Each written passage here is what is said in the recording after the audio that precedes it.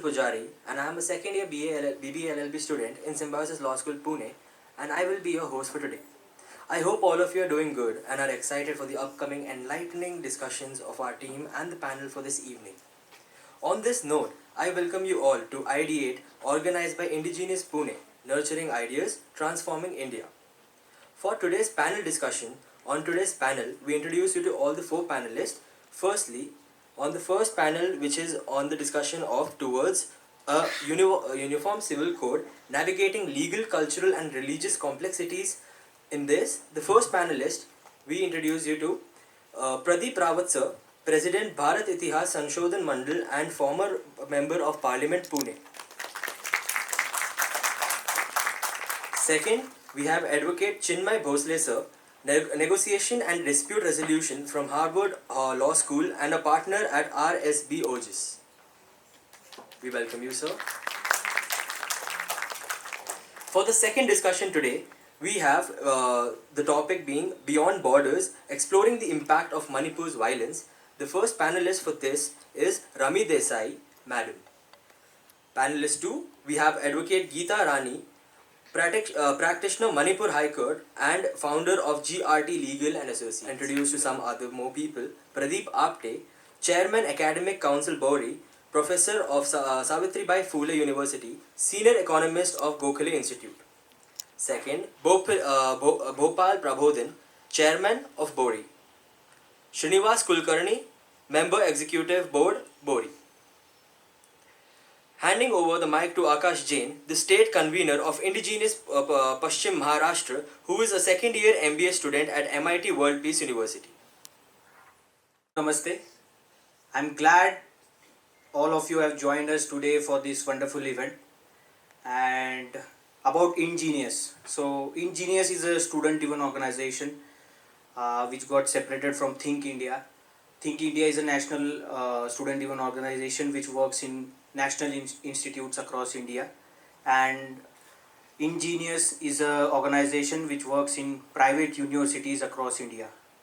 We have almost 450 plus private universities across India, in which 75 lakh students are studying in those universities. And so Ideate India was a program which we have made here for the students of private universities so that they could discuss on various topics, various social issues. So, and they should be getting knowledge what is right and what is wrong. So when we say students and UAs should be getting knowledge about what is wrong and what is right, students should not only be academically sufficient, but they should also look and be socially aware of what are the things going on in nations, in our country, and what all things are going on across the world also. So when we talk about students getting developed holistically and also getting socially aware, what Ingenious provides them.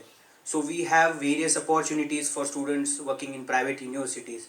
We provide them with various internships. To mention them, they are legal internships, social internships, then we have policy internships and technical internships. Along with the academic benefits, we also provide them with, we also organize various events at various private university campuses. And for this event, we have students from MIT World Peace University, Symbiosis Law School, Bharati Vidyapit, Flame University, and various other private universities across Pune. So one of the event through which we help students to be socially aware and what are the things going on across the country is Authors Talk, where we call esteemed authors for books and ask them to discuss and put forward their views on the books through which they have put in. And that is why these kind of programs have been helping students, and we have various programs such as Ideate India and Authors Talk. Ma'am, we have Rami ma'am here, so let's welcome.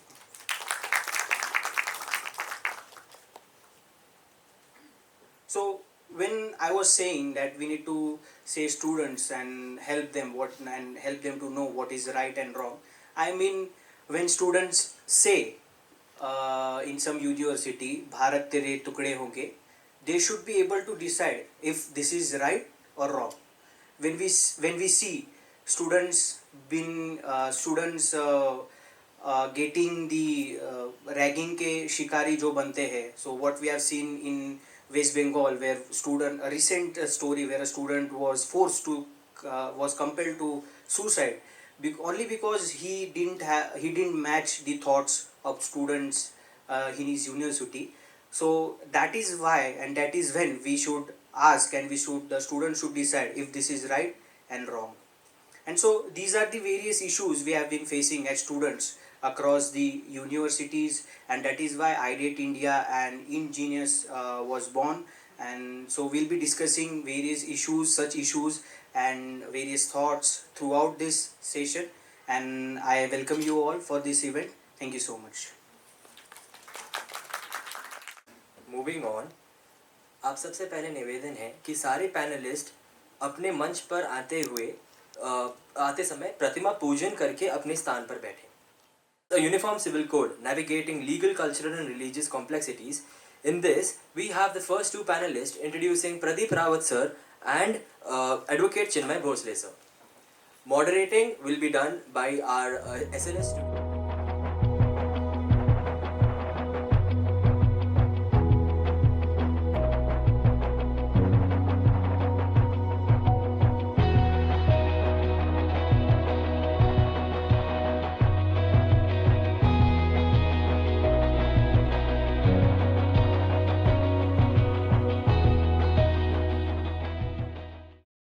Our first panelist for today, Pradeep Rawat sir, President of Bharat Itihas Sanshodhan Mandal and former Member of Parliament, Pune, elected from Pune Lok Sabha constituency in 1999 to the 13th Lok Sabha.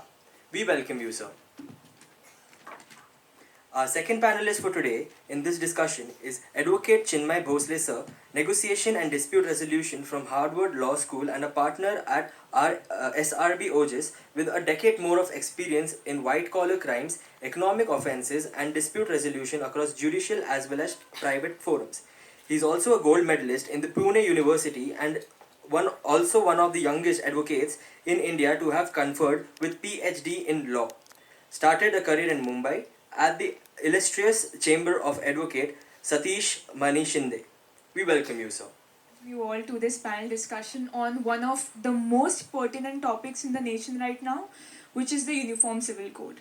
The biggest question that is being discussed in political circles is when and how it will be implemented in India, especially after the 22nd Law Commission has sought fresh suggestions from various stakeholders.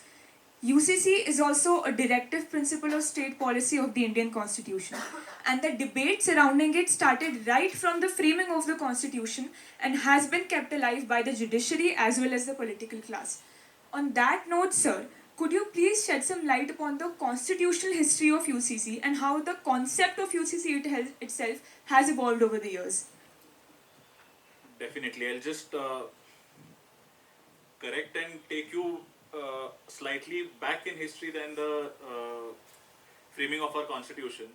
It was debated right from 1833 in India, when the commission for forming laws in India was established by the British government back then, and uniform laws with respect to every citizen in the country, with respect to criminal laws, civil laws, or all other rights except personal laws, was made sure that it was codified by the then commission, which was instituted in 1835. And we have various laws which we see, like Indian Penal Code, which came into codification in 1860. However, there was a report or a committee which gave out a report called Lex Loci report in 1840, which suggested that other than personal laws, go ahead with the codification or the universal implementation, because probably it was in their favor for divide and rule that the personal laws and all other aspects relating to it were kept open and they were still divided in nature. After that, obviously, during our Constituent Assembly debates, which started in 1948, UCC was strongly debated. It was also propagated and rather supported by majority of the members of the Constituent Assembly as well as the chairman, Dr. Babasaheb Ambedkar. However, there was sufficient opposition to it as well. Therefore, it was included, but it was kept as a directive principle, which is under Article 44 of the Constitution. So that is the brief history around it. It's always been wanted as well as opposed, and it's still unfortunately not a law of the land as of now. Right, sir. As sir mentioned, there has been a long history to it. So, sir, what do you think has taken India so long to implement the UCC? Because the debate has been going on for so long. And do you think now is the right time to implement it? Is the country ready for it? Chinmay has given us a rapid history of the development of various laws in India. During the Constituent Assembly debates, particularly the subcommittee of fundamental rights, it was exhaustively debated, and many felt that it should become a fundamental right, and we should do away with all the personal laws. In fact, Minu Masani, Kanhailal Munshi, Hansa Gupta, and Kumari Amrut Kaur, and Babasaheb Ambedkar, they were all for it. But it was turned down because once you make it a fundamental right, it should become justiciable. So that was the key issue. But after a few days, again, the subcommittee met and they decided that in the Indian Constitution, let us have a novel feature. And that was copied from the Irish Constitution to have directive principles. No other constitution has directive principles. So, in a way, if you look at the directive principles, those are the aims and goals which are mandated by the Constitution, though not law as of present. This is the situation then when it was discussed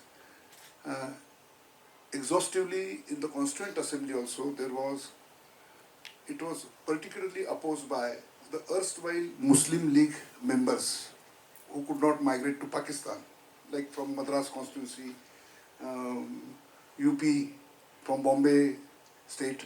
So these were the people. If you look, everything is on internet. In my iPad itself, I have more than 300 research papers and books on UCC, including the Constituent Assembly debates in the subcommittee and everything.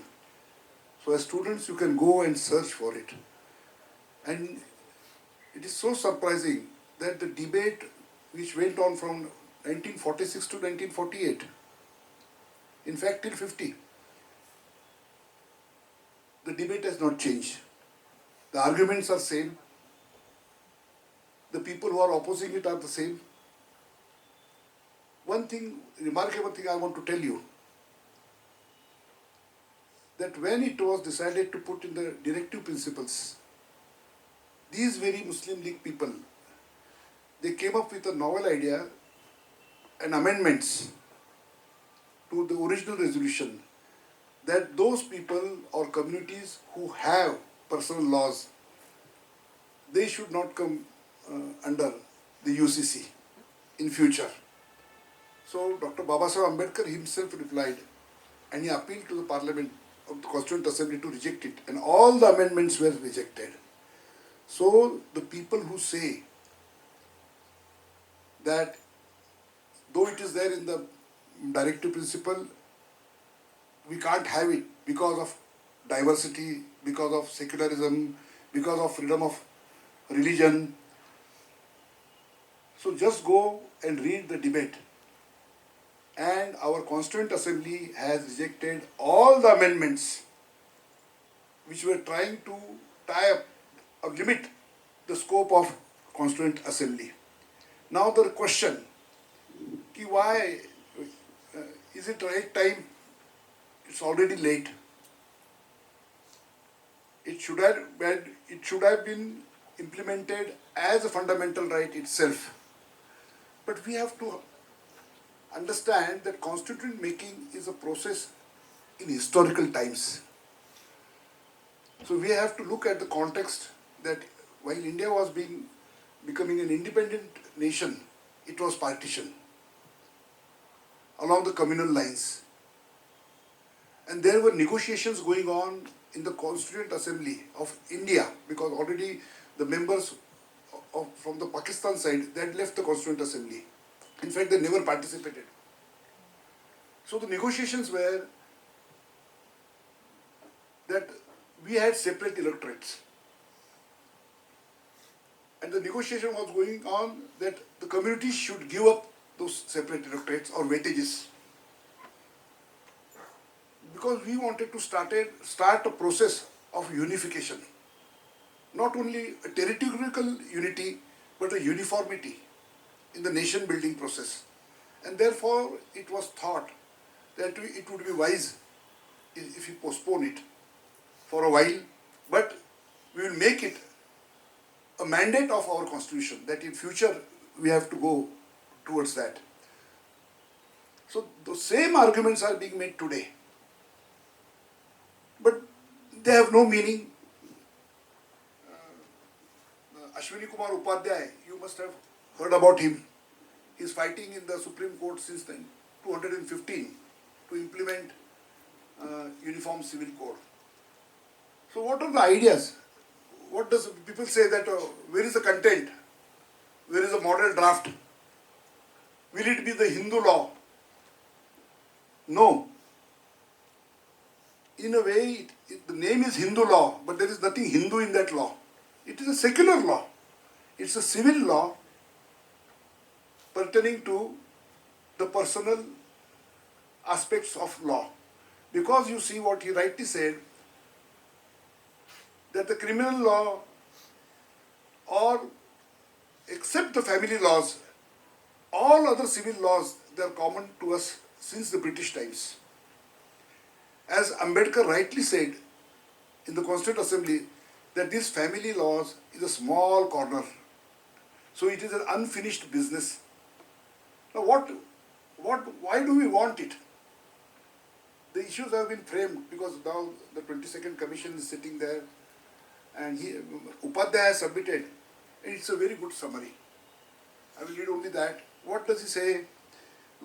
What should be the content of this uniform law? He says that call it uniform law. Some people have said call it common civil code, and he has suggested call it Indian civil code, because we have Indian penal code, Indian tax code, so it will be Bharatiya Nagari Sanhita. So it can be that. So what should be the aspect? Basically, it should be based on the equitable values which are there in our constitution. So about marriage, age of marriage, there should be no disparity. If it is 18 under Hindu law, it is 9 under Muslim law because of the 1935 Sharia Act. Any other girl of 9 years old, we have a penal offense. It can't be done. So this is the most important thing, that the age should be ascertained for each and every girl in India. It should be standardized, 18, 19, whatever you decide, but that will be the age for everybody, age of marriage. Second, marriage should be registered. Registration of marriage should be compulsory. Now that technology is so advanced and we see what wonders we have done. So registration of marriage is most important. Third is divorce. The grounds and procedures of divorce should be the same for any kind of divorce.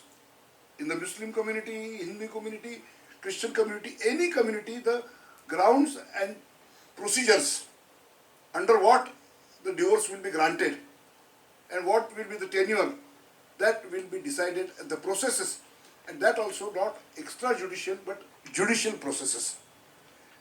Another thing, adoption. The Muslims don't have the right of adoption. So adoption should be a right of everybody. Then maintenance. It should be the same type of maintenance in whichever community. So the maintenance and again its grounds and procedures should be common to all. Inheritance, the law should be same to everybody. Monogamy, if it is a principle adopted universally, it should be adopted. It's not the question of how many people are polygamous. Sati was not practiced by everybody. There were very few instances, but not a single sati should happen. That is the spirit of law. Particularly, one must understand that under India's constitution, the most important point, it is not only the Act of 1935, what is our contribution to it is the spirit of reform and change. Our constitution has given us the powers to change our ancient ways of doing things, our customary laws. So that is very important, and I think this should be understood. Then again, somebody says that what will it be? So I think that you are all, I think, law students. So Special Marriage Act is there, Indian Succession Act is there. It's a secular act. There is nothing particularly cultural or it's not defined by any particular religion. So I think it is high time that we go forward with unification of the personal laws. There is one more aspect.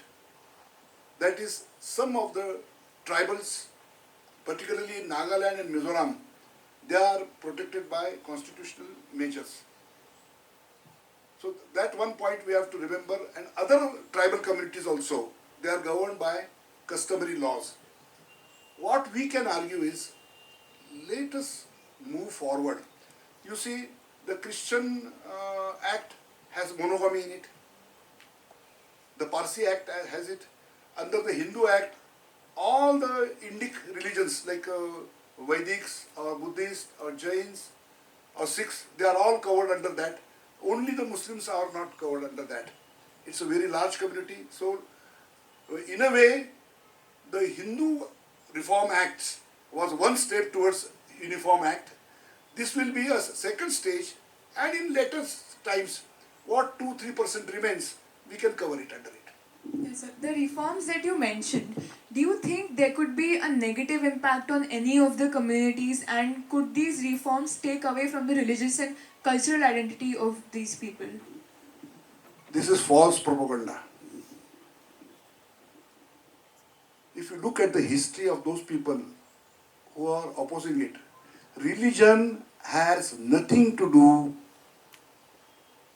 with the social aspect, the family aspect of the society. It has been made abundantly clear. If you look at MC Chagla's judgment, he has clear-cut said that these family laws, personal laws, they have nothing to do with religion as such. Now look, we since 1950s we are having the Hindu laws. They have been again and again changed, amended. The identity of the Sikhs or the Buddhists or the Jains or the Vedics or anybody else, has those laws impacted on those religions? And one must remember that the freedom of religion which has been granted by our constitution has limitations. Please read those articles. And in public morality, we can change it. Otherwise, we couldn't have, in the British times also, we had this Sarda Act to raise the age of marriage, the Sati Succession Act. There were changes. The laws were codified. This is vicious propaganda that the religion is being attacked. The British codified the Hindu law, they codified the Muslim law. So 1935 Act, if you read please go and read the Constituent Assembly debates. Munshi and Ambedkar mention that till 1935, many of the Muslim communities in Northwest, in Gujarat, many places, Muslim communities, they were practicing Hindu customs, Hindu law. And they said in the Constituent Assembly that now we are sitting, it was in 1946 when this debate happened. So 35 to 46. So till now you were under the Hindu customary law. What is sacrosanct about this? ये जो कहना है ना कि it is against Quran, our religion will be endangered, it is all nonsense. And we have to see this is the same thing what happened in CA. This is the same thing which happened when 370 was abrogated. This attitude that the religion is in danger. So we have to fight this battle of perception. This is not true. This is no fight between UCC against the freedom of religion. It is not so. Code, right? So, do you think it has been successful? And if yes, can we take some provisions from it that could be added in UCC?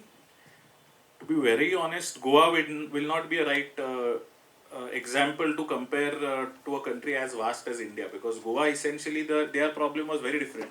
Half the population or probably more is a descendant of the 2-3 countries which have ruled over Goa, like the French or the Portuguese.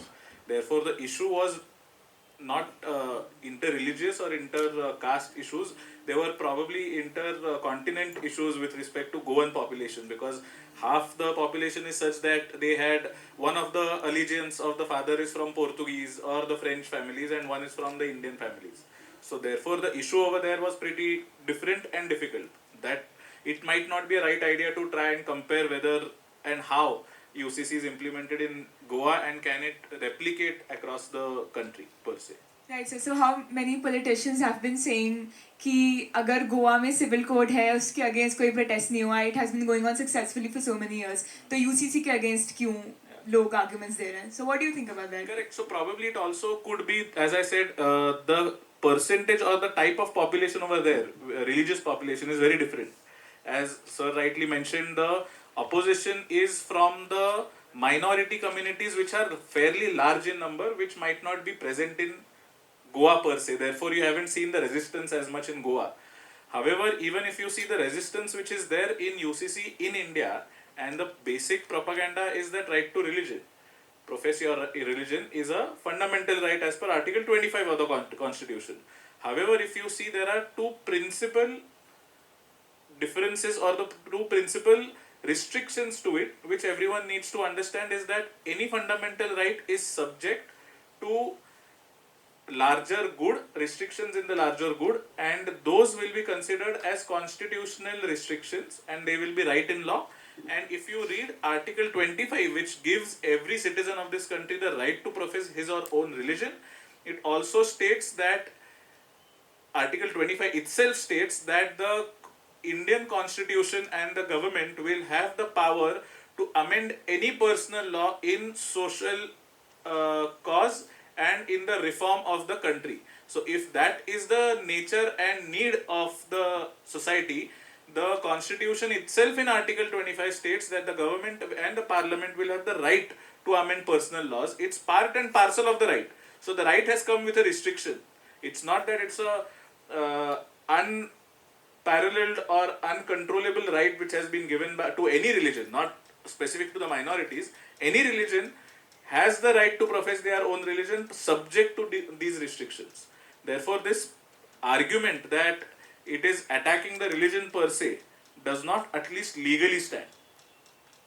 Right, so Sir mentioned that family law does not have anything to do with religion, while you are saying that it is basically not co-religious practice, or maybe that it does not interfere with it, with the religion, or that there are reasonable restrictions.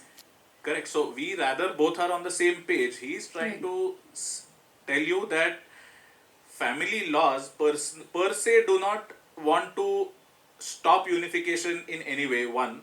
Second, I am also trying to tell you that the constitutional right of professing your own religion to any religion has been given subject to restrictions, and that restrictions include and mean that there can be certain things which are not the backbone of that religion can be codified, can be changed, can be subject to restrictions. I'll just give you a example, right? Like we discussed right now, sir gave you an example of abolition of Sati Act, which was done in the British era.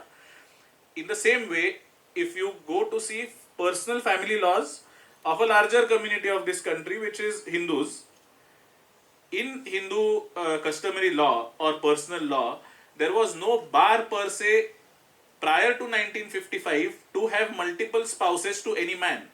It was legal and it was allowed and it was common. But was that the right thing to do? Because otherwise, if you see, monogamy was the norm of the country. However, there was no codification in Hindu law to disallow or make it illegal, and that was done in 1955.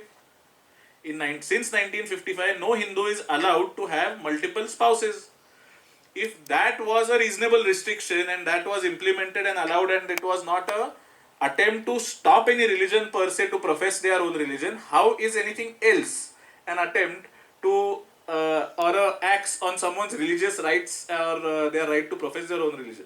It's absolutely baseless. That's what he is also trying to put forth. Getting restrictions on personal laws, family matters, does not really stop you from professing your own religion. Be like the potential process of transitioning from these personal laws to the UCC, because bringing about progressive laws is as important as making sure that they get implemented properly. So what can the government do to ensure that protests like the one that happened during the farm bills do not happen again, and that there are no false perceptions in the mind of the people? I will first talk about one point of the Goa Yes, sir. UCC. That example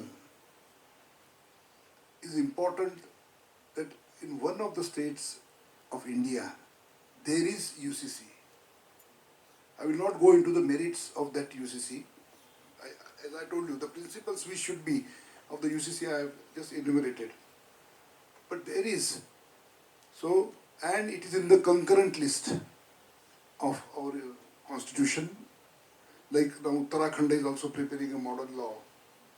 That was one thing I wanted to clarify. Other thing is expressed very powerfully by Advocate Harish Salve. He said, I am a Christian and I am for UCC. Why? Because UCC empowers us.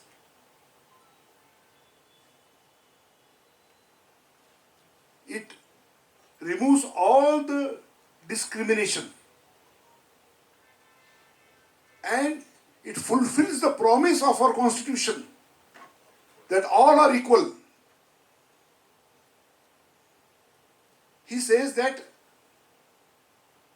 it gives me choice and it doesn't endanger my religion.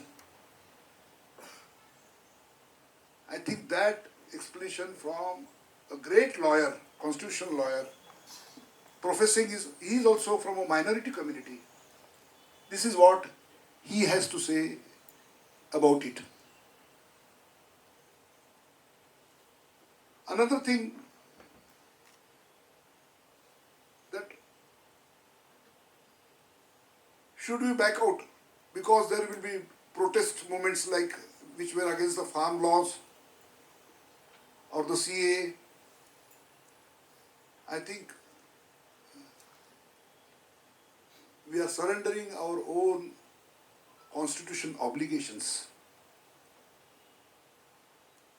We can't go on just because there is a protest. We again go back. As I already said, it is too late. What we have to do is to have this kind of open discussions everywhere. Many times it so happens, there is a huge gap between perception and reality. I will discuss, for example, the farm laws. In fact, the farm laws were so important. If you take the farm laws, just remember what the Prime Minister said about it. They were in the interest of the farmers. I am taking them back in the interest of the nation. That single sentence conveys very important things. It became a national security issue. And for that, they decided, okay, let's postpone it. But if this kind of narratives are built around each and important reform, and politicized and communalized, it will be very difficult. Tell me, was it Modi who incorporated UCC as a directive principle? It was Pandit Nehru, it was Sardar Vallabhbhai Patel, it was Baba Saheb Ambedkar.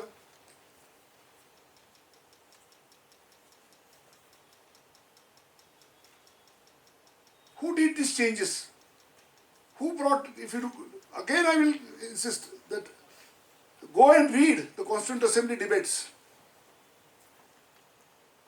The Hindu law was amended. Who amended it?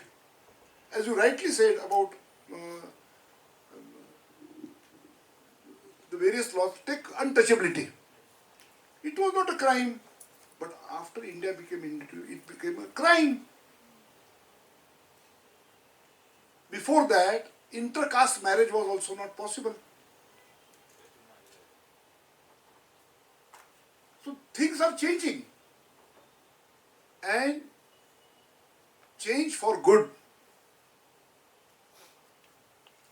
That should be the principle while we go ahead.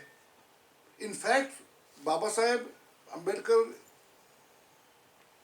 said in the Constituent Assembly that we will not have a constitution which will tie the hands of future generations.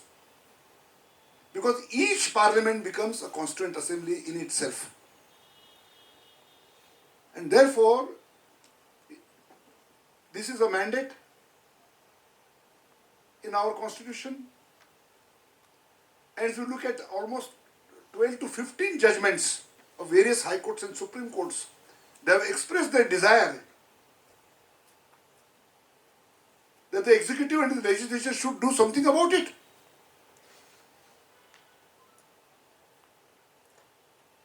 So this has become very important.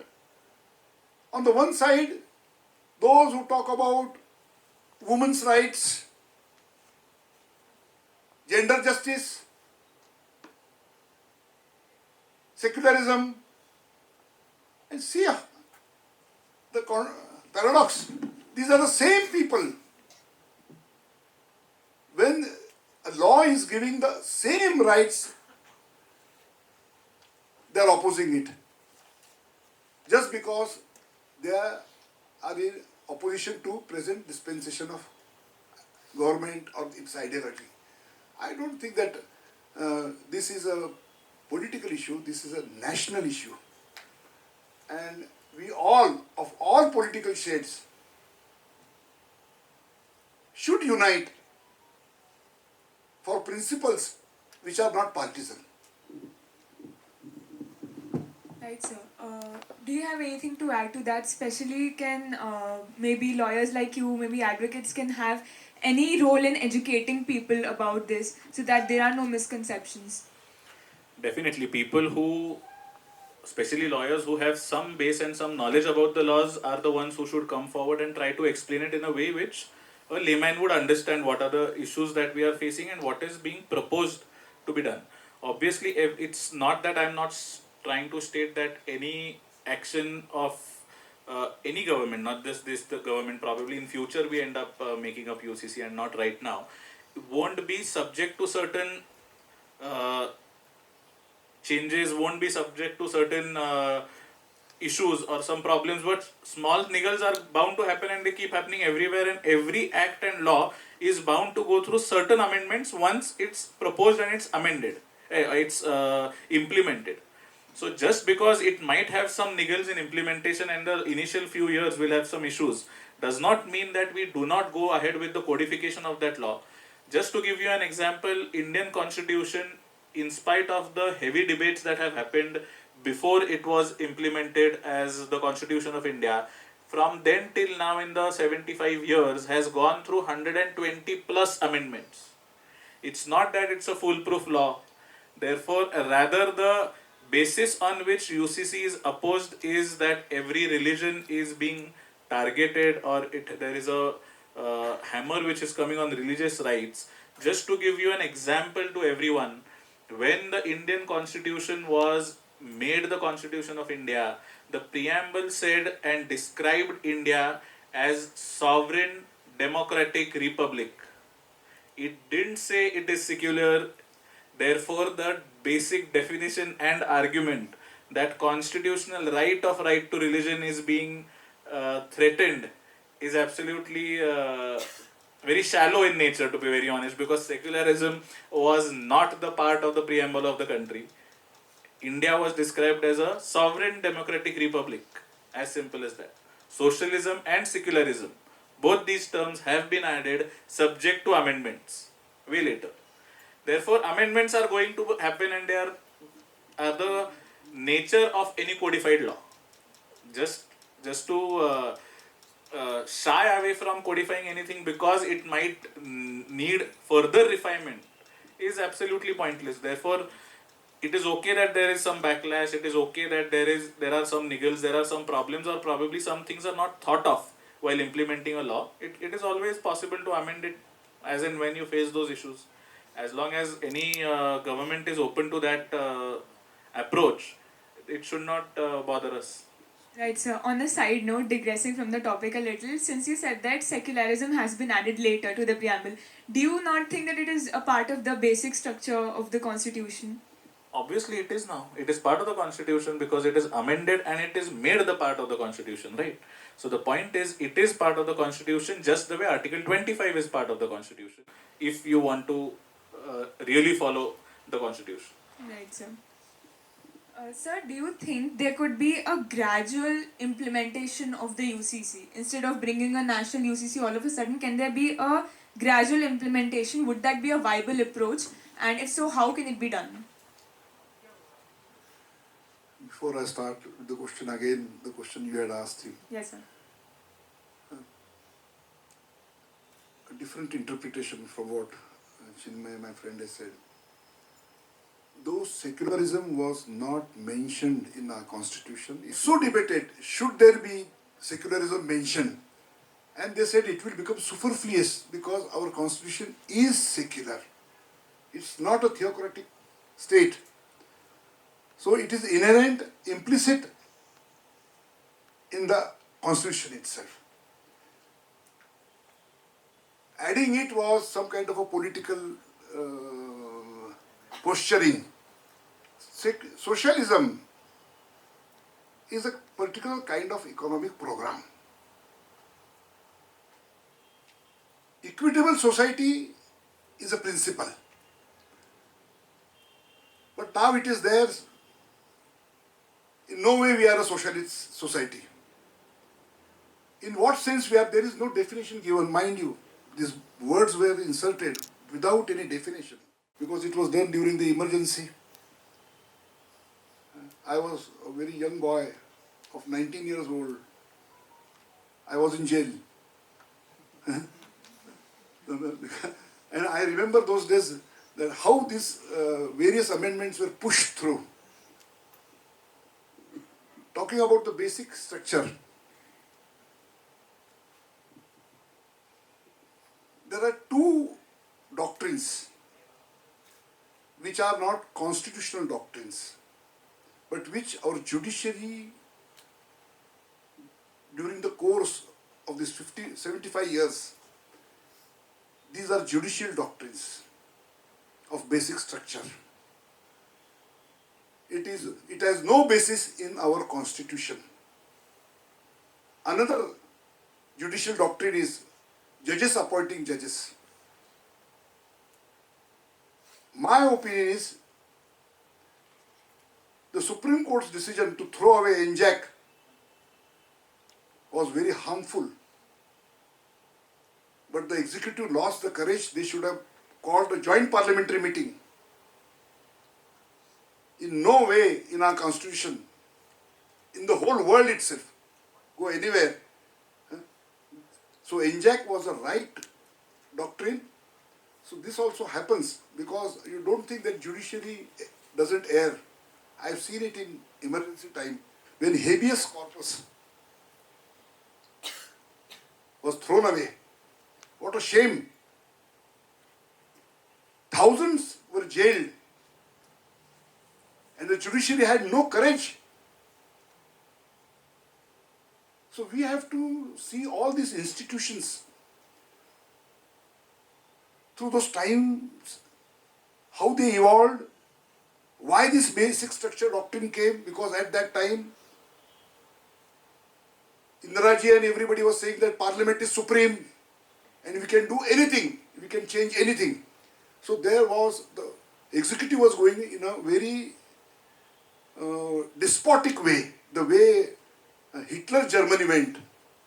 Hitler came to power in a democratic manner, and with the same constitution, the Weimar constitution was used to destroy the democracy. So we have to understand that. And now coming to this point, see, we have to tell people, those who are opposing, that there is nowhere in the Muslim world also, except Saudi Arabia, there is no Sharia.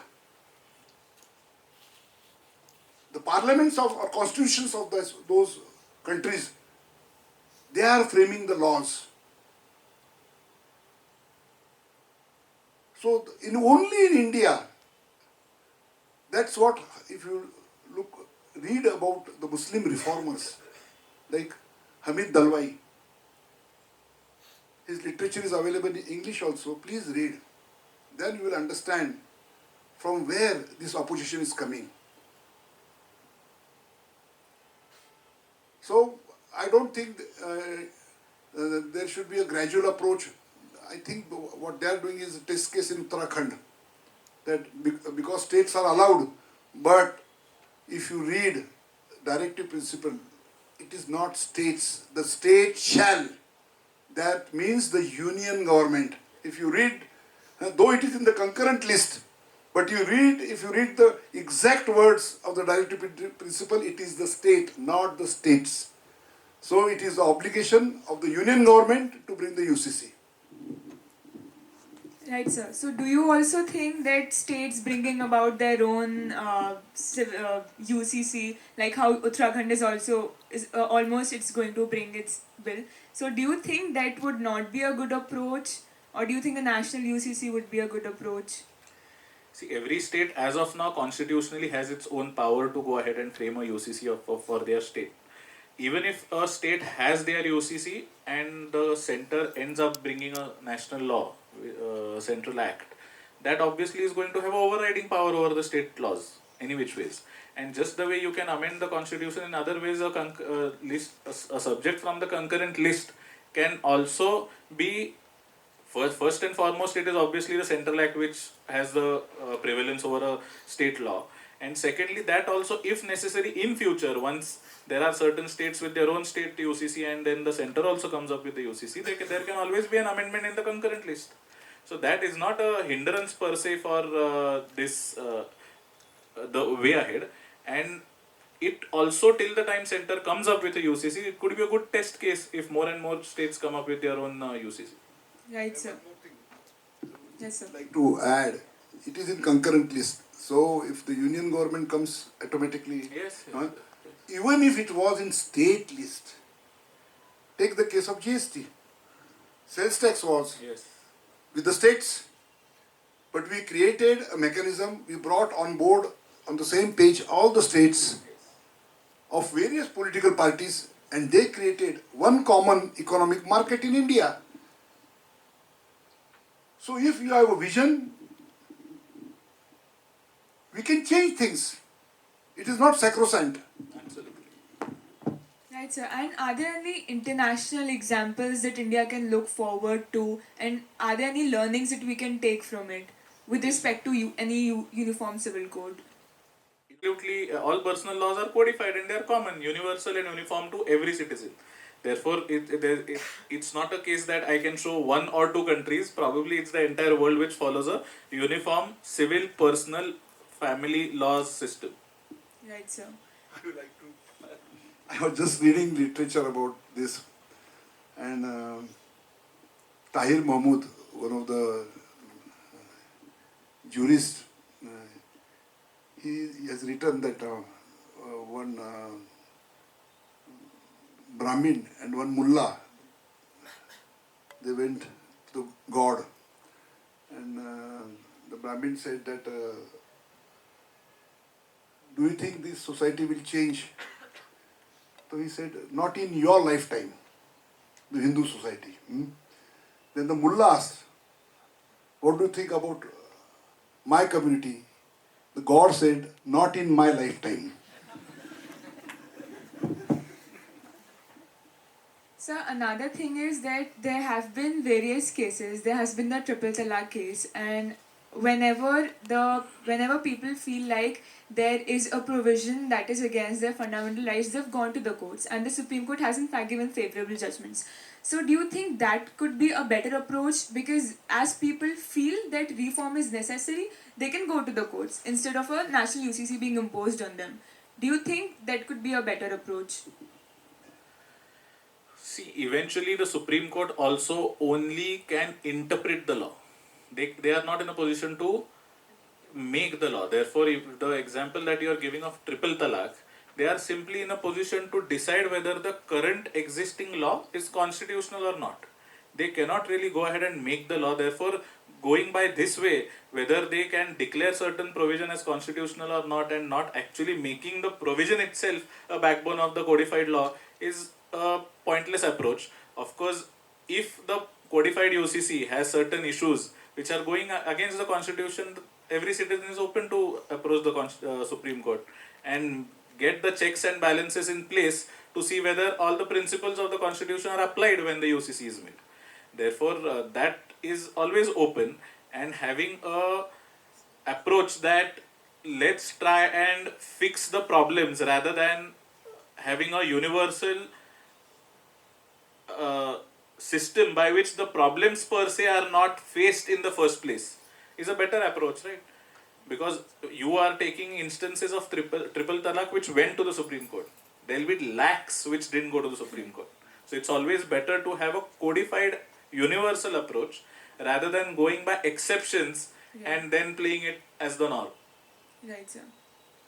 So I'd like to ask both of you that 20 years from now, how do you envision the changes that UCC will bring in the society? How will it bring about progressiveness? How will it bring about social reforms? What will be the change in the social and legal system of the country? I think it's best Sir summarizes later once I speak, because he'll be in a better position, since it's also about social reform. Legally, if you see, especially, I would like to just stick to the legal repercussions of it. And of course, society, the laws are the reflections of the society as we ideally want them to be. First and foremost, gender equality in the right sense will be implemented if you implement UCC. If you take all the personal laws, especially I would like to stick to the majority population which is of the Hindu community in our country. There also probably the right to property to women was not professed in the general sense. However, the Supreme Court has made sure that every woman has equal right over as a co-partner in her ancestral property and every property that comes into the family, and that has been accepted and welcomed. Therefore, that was one of the steps in one of the communities of our country which has helped gender equality. In the same way, if you get UCC in place, probably gender equality is something which is going to have the biggest boost legally as well as socially. Secondly, if you also see that there are various laws which are absolutely contradictory in nature when it comes to the codification on a universal level. Let's consider Indian Penal Code, in which marrying again, in spite of having one legally wedded wife, is considered to be a crime. It's a non-bailable offence. It's cognizable offence. However, there will be certain personal laws which are going against a central statute which is universal in nature. Therefore, having a universal civil law which is for the personal laws will also synchronize our entire legal system in a great way. Therefore, both socially as well as legally on these two aspects, I feel that there will be a great level of equality, which is the basis of the Indian Constitution, Article 14. We'll get that equal status of every citizen in a great way if we manage to implement the UCC. Right, sir. So, what are your opinions on this? Before we look to the next 20 years, if you look at the 19th century, little early in the 18th century also in Bengal, when the Renaissance, Indian Renaissance started, we all know more about the European Renaissance. But we don't know about our own Renaissance. In India, in Europe it took many centuries, from Renaissance, Reformation, Enlightenment. In India it is compact, within 125 years, the churning happened. We were also a feudal society.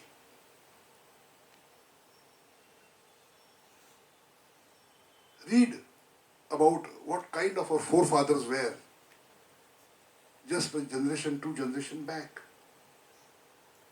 What was our approach, our attitudes, our values? But there were reformers everywhere in India who spoke against the ills of society. Anything like sati, the conditions of widows, widow remarriage, to raise the age of marriage, property rights, untouchability, the basis particularly of the society that you are born, you are Shrestha, you are Kanishta. Constitution says you are born equal. So if you see that 100 years we changed. We have an institute in Pune called Karve Institute. When he started his work, it was against the times. Now in that institute there are more than 10,000 girls under one umbrella. In this Pune city, it is a living monument. I will tell you one example from his life. In his early days, he sent an invitation to Mahatma Gandhi. Please visit my institute. I have started an institute for widows and orphans and girls' education. Gandhi replied that yes, you are doing good work, but I have heard that you don't have a single kitchen. There are kitchens for separate castes. Karve replied, yes, that is a reality today, but I have come till here. I will promise you that what you expect, it will happen. And after 20-30 years, he wrote a letter to Gandhi. Gandhiji, now is the time you must visit. And Gandhiji visited that institute. So this way this society changed.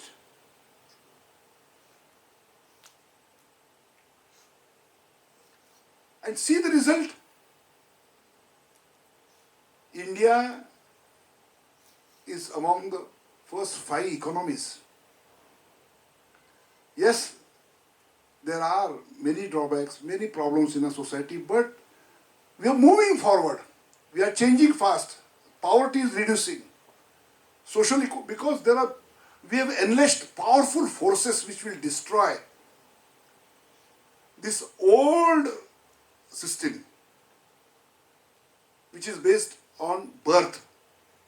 The inequality based on birth, it is being destroyed by the new forces. You know what destroyed it? Not only the social reformers, the industrial revolution. It destroyed the basis of the old caste-based occupational system.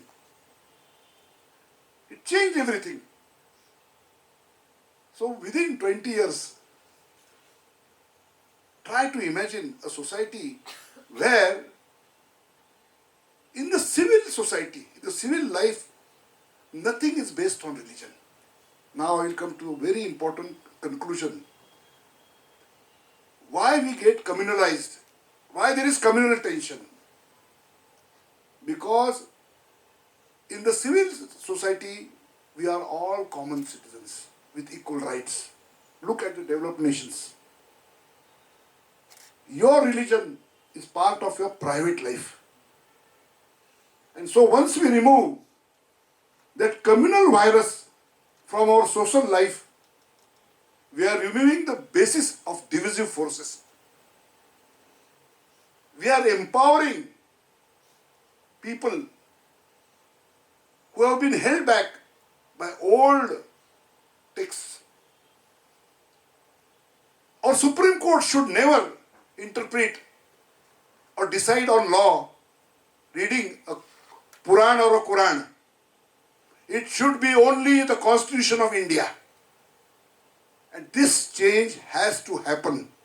We have to empower the courts also, that now you don't need to go to any religious text to decide about the civil laws.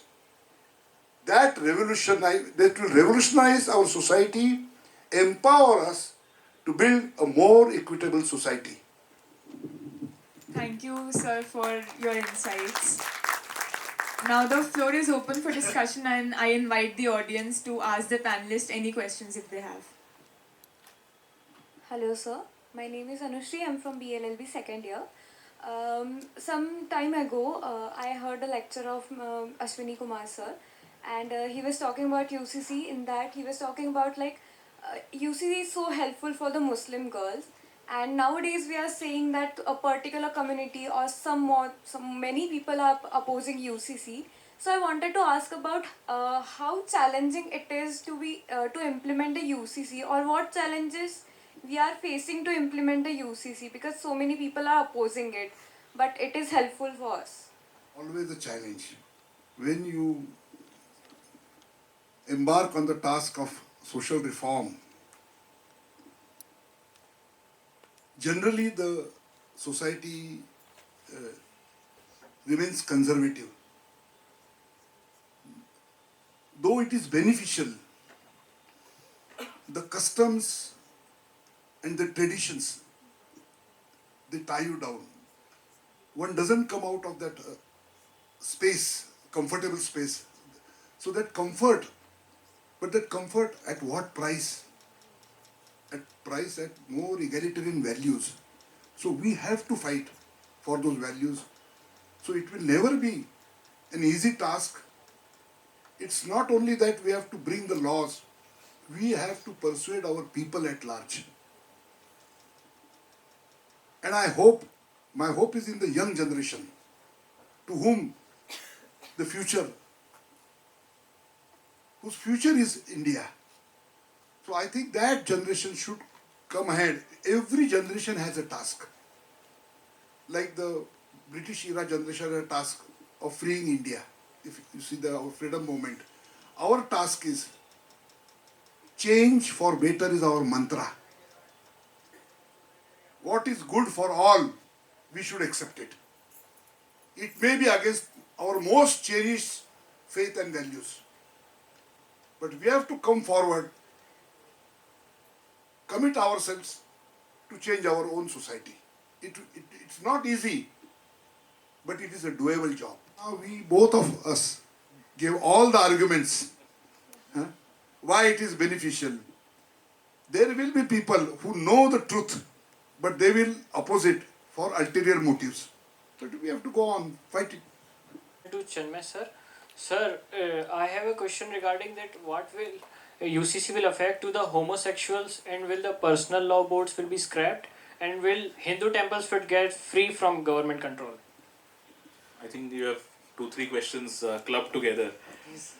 First, and so I'll start with your last question, whether the Hindu temple should go away from government control. again I'll take recourse to the constitution, which essentially again in article 25 itself also states in part 2 of clause 2 that the constitution has the power to decide if the entry or the restrictions to any religious entities can be controlled or changed. So there, the constitution accepts that there are restrictions of entries to religious institutions. However, it also says that the constitution has the right to change that. Therefore, Hindu temples being in government control or not, rather than that, the issue should be whether it should be under the constitution's control. If the constitutional norm mandates that there should be equality, then that equality should profess and it should be implemented in the places of worship as well. That's one. Second is that will it affect the LGBTQ community, as you asked. Obviously, the norms or the laws under UCC will be universal in nature. Therefore, it will apply to any type of person who professes any type of sexual inclination. That is immaterial to the law which will be professed or made to follow to any person. So that in a way it is obviously good for everyone. So for example, probably adoption will become universal in nature. LGBTQ couple will have the right to adopt probably under a UCC. Therefore, in a way, it is going to be beneficial for them as well. So, if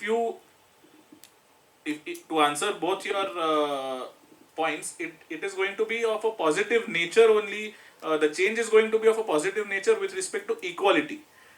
As we are promised that we are born equal, probably that implementation will become way clearer with a universal code being in place. That again depends on the actual text which comes into picture, because we right now here are focusing on personal laws only of the nature which are to be codified under a universal civil code. A religious community or its factions which they follow various types of traditions, they follow various types of religious activities which are beyond these 4 or 5 things which are right now stated in detail by sir as well, and the personal law boards can remain for those factions. So no one is stopping a Hindu from going ahead with a Saptapadi marriage. Go ahead. You have your entire structure of all your gurus and everything. The only aspect which might be added is that you also go ahead and register that marriage. Therefore, personal law boards can remain, only their activities or their powers will in some way be curtailed or changed. Condition is made like ki there will be no tomorrow. We can think, I was in my engineering when this 370 was came down. Some of my friends from Kashmir, they were feeling like कि अब अगले दिन से सब कुछ बदल जाएगा, कुछ नहीं बचेगा कश्मीर में. They were like कि so much frustrated. They were not having some communication with their parents. So जब कोई भी norms या कोई भी rules आते, तो एक सेंट्रल गवर्नमेंट में एक ऐसी सरकार बैठी है जहाँ पे कि वो मेजोरिटी में है. तो अगर हम मेजोरिटी में होकर भी जो लोगों को कॉन्फिडेंस पे नहीं ले पा रहे हैं, तो कहीं ना कहीं एक हम वीकनेस में हैं. और क्या सरकार और हम सब मिलके जो इससे इन्फ्लुएंस होने वाले लोग हैं उनको कंसिडर नहीं करा सकते क्या? अच्छे मतलब लाइक कि we can make aware them about the loss, what things will happen, और ड्राफ्ट के बाद बातें और क्लियर होंगी क्या कुछ उसमें?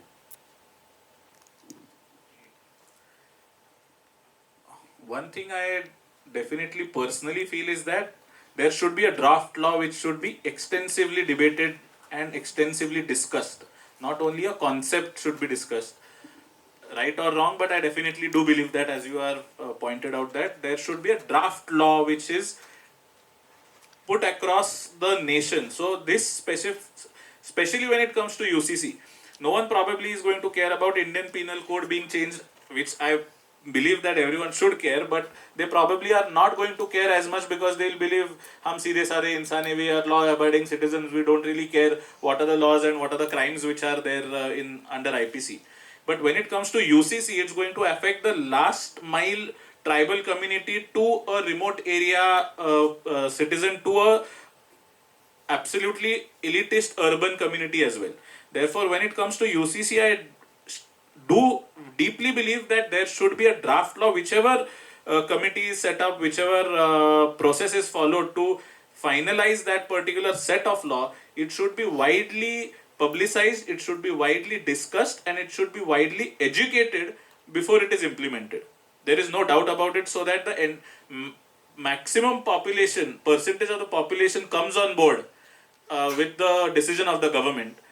And as our constitution, our country, the backbone of our country believes that there should be checks and balance, irrespective of whether the government is in majority or not. Even a majority government should have its own checks and balances, and it's the citizen which is eventually going to put that checks and balance theory in place with respect to a majority government as well. So it's our job eventually that we discuss it, we talk with each other, we try and profess it. If there are certain issues to it, we should be vocal about it. Related to some religion, and when that goes to Supreme Court, we see arguments that whether this issue, this particular thing is fundamental and integral part of that religion or not. Not only from the parties, but many times we see that judges also argue from that perspective, that whether this thing is fundamental and integral to that religion or not. Why can't judges say that, okay, this is against constitutional philosophy, constitution is our cornerstone, not any religious scriptures. Why can't they say that? If you consider that they are saying this because they want to make people that, okay, Supreme Court is not going against our religious beliefs, that's why these judges are finding for some sanction from religious texts. Why can't they say that we don't look at any religious scriptures, we will go by the constitution principles? Uniform Civil Code. There are personal laws in place, and therefore essentially all personal laws do follow religious scriptures only. They are not codified. So if you see, every section of our country, be it any community, Hindu community, Christian community, Sikh community, Jain community, Muslim community, everyone will have their different factions. So probably there will be hundreds of Hindu factions, there will be probably lakhs of Hindu factions, there will be thousands of Christian factions, Jain factions. Everyone is going to follow their own customary law, because today we don't have a codified universal personal law, and therefore the Supreme Court necessarily needs to go back to those religious texts while deciding what is the right nature of their personal law, because they are not experts in that religious faction, or they are not experts in that religious culture or whatever philosophies are followed for years together. Therefore they have to take recourse to their religious scriptures. If what you are trying to state, if that needs to be implemented and that needs to be changed, then there has to be a universal civil code in place. Then the Supreme Court can say that we are not going to look at any religious scriptures, because there is this uniform code which has been codified by the Parliament, and that is what we are going to implement in every personal matter. You can say that, okay, in this scripture this thing is given, and but this is not the fundamental for Hindu religion. But suppose in Quran there is a clear-cut mention for polygamy. Correct. Then how Supreme Court will argue about that? People will say that, okay, this Quran is fundamental to our Islam, and this is clearly written in Quran. See, this particular discussion came up, the same topic came up in triple talaq case. One section of our country's citizens are not allowed to take divorce by that way, by simply saying talaq thrice, and certain citizens are allowed to do so, and that the discussion what you are trying to say was made vehemently in the Supreme Court in the triple talaq case, that why can't you look in one way. However, one unfortunate obstacle to it is that the Supreme Court doesn't have a codified law with respect to every citizen being equal when it comes to personal laws. There is no law in India which states that every citizen should take divorce only by one manner. Hindu Marriage Act tells a Hindu how to take divorce. Muslim personal laws tell the Muslims how to take divorce. The Parsi laws will tell the Parsis how to take divorce. Therefore, there is no single law which the Supreme Court also can follow with respect to divorces of any community. Then the step comes, how should that person take the divorce? Then they have to take recourse to the religious scriptures. and why triple talaq case legally also went through and the Supreme Court gave a judgment against it is that the religious scriptures of the Muslims as well stated that the divorce should be an act of absolute last choice. As far as possible, every man should make sure that he makes all the efforts to continue his marriage, and it should not be a thing of such casual nature, which is extensively stated also in the Muslim religious scriptures, which was extensively discussed, debated and noted in the judgment, and because of which they stated that the notion of triple talaq is absolutely against the Muslim laws as well, and it does also hamper the right to equality of the Muslim women. Forget the other women, but Muslim women itself as well, and therefore triple talaq went ahead and it became that concept struck down. I would like to add something. Very pertinent observation. Why our courts need to look at the religious scriptures, comment on it, try to frame the basic structure, not of the constitution, but of that particular religions also. Let us look at the history. Take the case of CRPC 125, the Shah Bano case. Before Shah Bano also, in many cases, in many courts in India, they had granted maintenance under 125.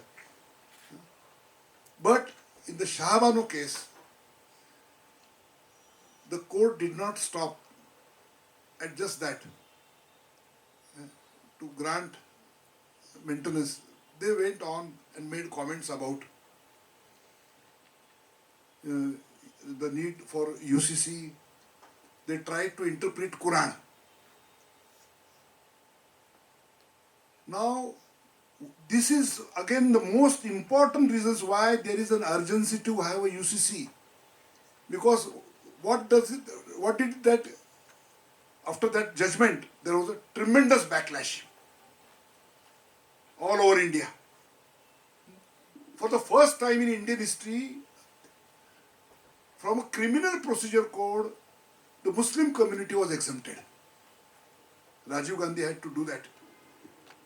He did not, it doesn't mean that I justify what he did. But because all these people counseled him that there is the only way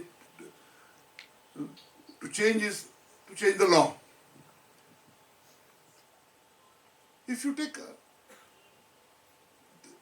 what can the judges do? In the personal laws, if they have to go to the scriptures, they try to touch the scriptures, then there is a backlash in the communities.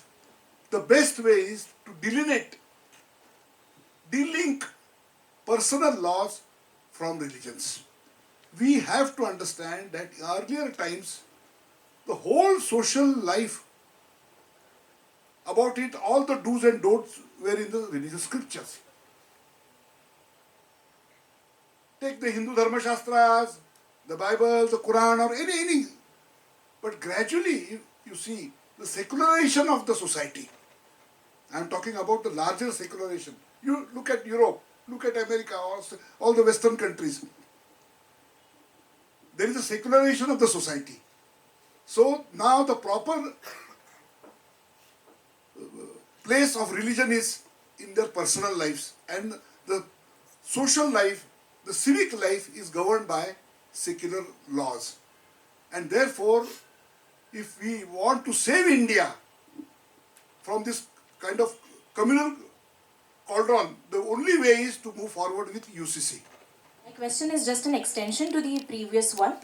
So you rightly said that a large share of opposition comes from misconceptions regarding UCC, and therefore it's very needed that we create and spread awareness. But don't you think the major reason behind the opposition is also the absence of a concrete draft at present? The draft is not even out yet, and we are saying that it would be a threat to our freedom of religious practices or a threat to national integrity. So it's almost like predicting the future of a child even before the child is born. and that is what happened to CA and NRC also to some extent. So wouldn't it have been better? The state is now open to public suggestions and all these things.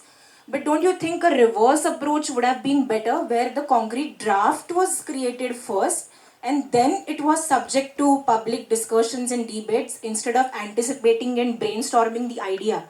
So my question is, why is it taking so long for the state to come up with a concrete draft? Because the debate has been going on for quite a few years now. And when can we expect it? And can we look at it as a fundamental way to deal with these misconceptions and political biases? See, absence of the draft is just a pretense. You give a draft also, there will be agitation. Because the basic opposition is on religious basis. Truth is, UCC has nothing to do with religious freedom. That's all. Impactful to the tribals and the indigenous people, right? So how is the merit and demerit of it, and how it's going to impact to all those tribal communities? I would like to understand. See, there has been some work about in the tribal customary laws. Historically, they have evolved. What we have to look into is particularly about women's rights. Like I said, the family laws and the property, right to property. There have been some cases in the Supreme Court. At this moment, I just don't remember the name of the cases, but these are crucial. That within any society, we have to evolve.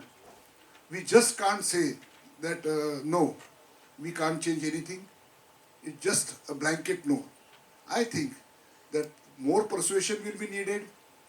But what will the principles? The principles will be the same, as I said.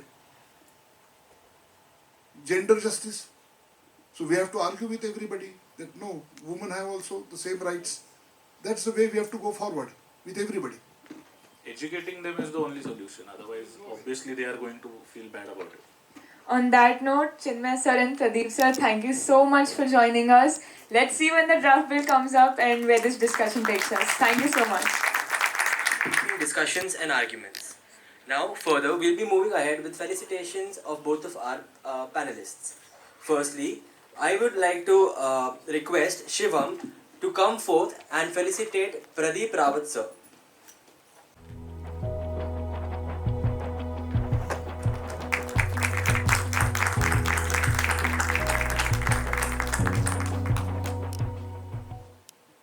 Next, I would request Parnika to come forward to felicitate Advocate Chinmay Bhosale sir.